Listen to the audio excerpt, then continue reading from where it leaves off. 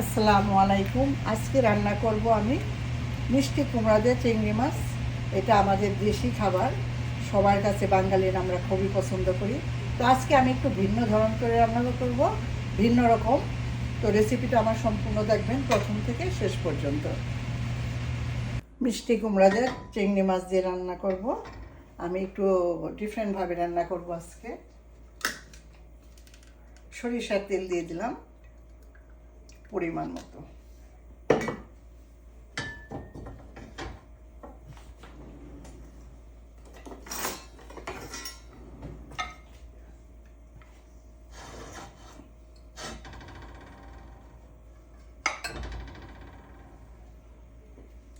এখন আমি মিষ্টি কুমড়াগুলিকে ভেজে নেব। মিষ্টি কুমড়াগুলি আসলে মনে হয় খুব বেশি একটা মিষ্টি হবে না। আমাদের এখানে তো উইন্টার চলে আসছে, ওর জন্য আসলে তাড়াতাড়ি করে মিষ্টি কুমড়া যে যা। আসসালামু আলাইকুম। আজকে মিষ্টি কুমড়া ভেজে রান্না করব, হালকা ভেজে।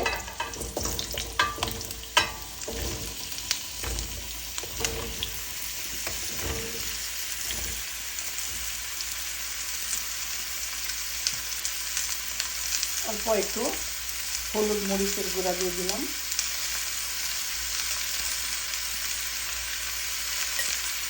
লবণ দিব না। নেড়ে চেড়ে 5 মিনিটের মতো আমি ভেজে নেব। আমি এসে আর ভাজবো না, এখন আমি মিষ্টি কুমড়াগুলিকে তুলে নেব।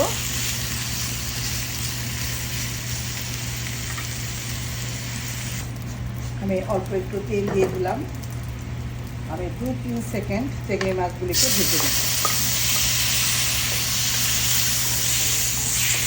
আমি কিন্তু লবণ দিই নি, কুমড়াতে লবণ দিই নি, চিংড়ি মাছগুলিকে আমি লবণ দিই নি।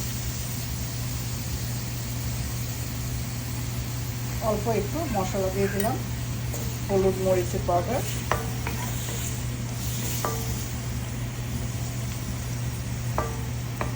দুই 3 মিনিট আমি চিংড়ি মাছগুলিকে ভেজে তারপর তুলে নেব।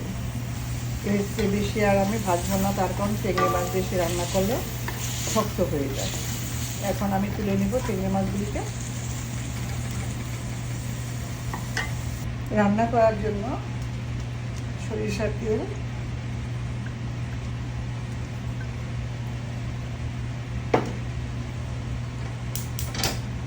চুলার আঁচটা করতে হয়, দিয়ে দেবো কিছু জিরা ফোড়ন।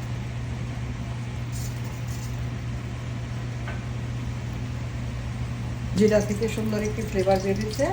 এখন দিয়ে দিলাম রসুন,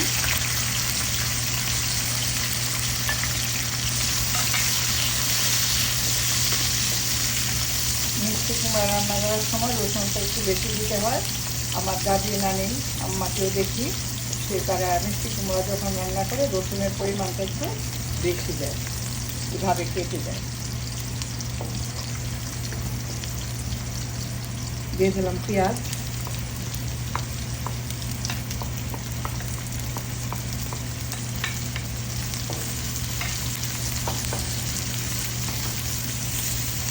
নেড়ে চেড়ে একটু আমি হালকা ব্রাউন করে নেব।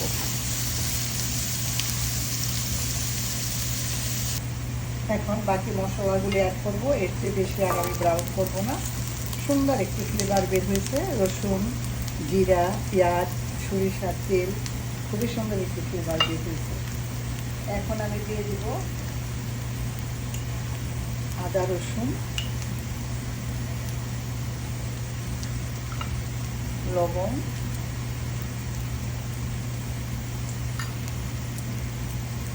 মশলা,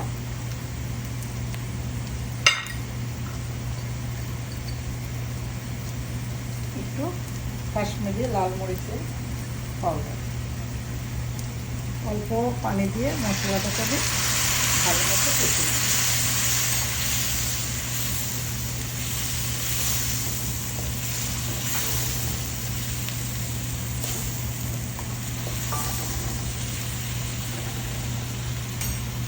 একটু পানি দিয়ে দিই।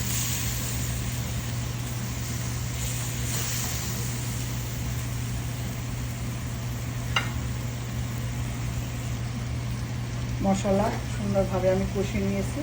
এখন দিয়ে দেব ভেজে রাখা সেই মিষ্টি কুমড়া।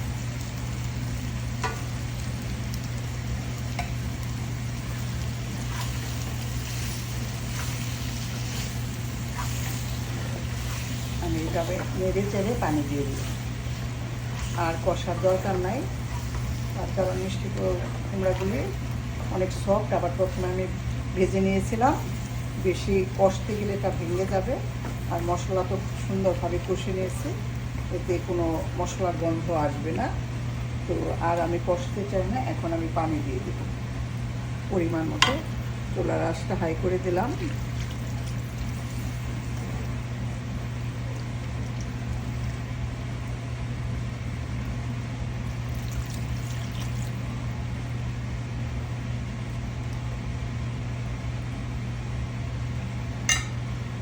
দিয়ে দিলাম কয়েকটা কাঁচামরিচ,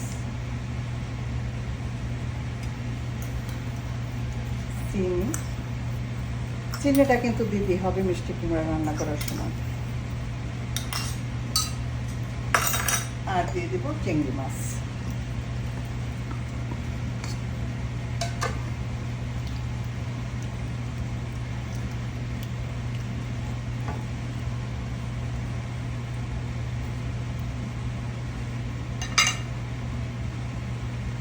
ঢেকে দেব 10 মিনিটের জন্য।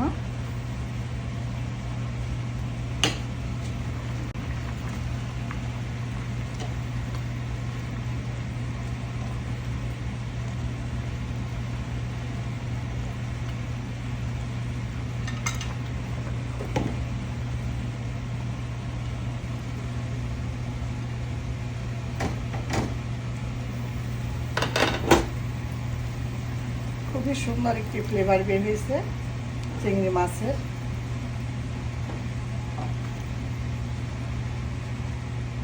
লবণ দেখে নিয়েছি আমি, লবণ ঠিক আছে। এখন দিয়ে দিব কিছু ধনিয়া পাতা। ধনিয়া পাতাটা একটু কম ছিল বাসায়, তো আমি এখন দিয়ে দেব জিরা পাউডার, ভাজা জিরার গুঁড়া যেটা বলে সেটা দিয়ে দেবো। এটা মিষ্টি কুমড়াতে এটা কিন্তু দিলে খুব সুন্দর একটা ফ্লেভার বের হয়।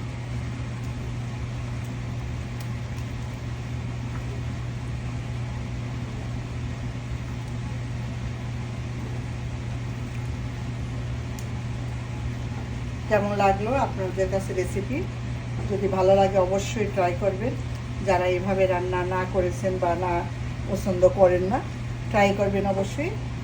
তো ভালো থাকেন, সুস্থ থাকেন। আল্লাহ হাফেজ, আসসালামু আলাইকুম।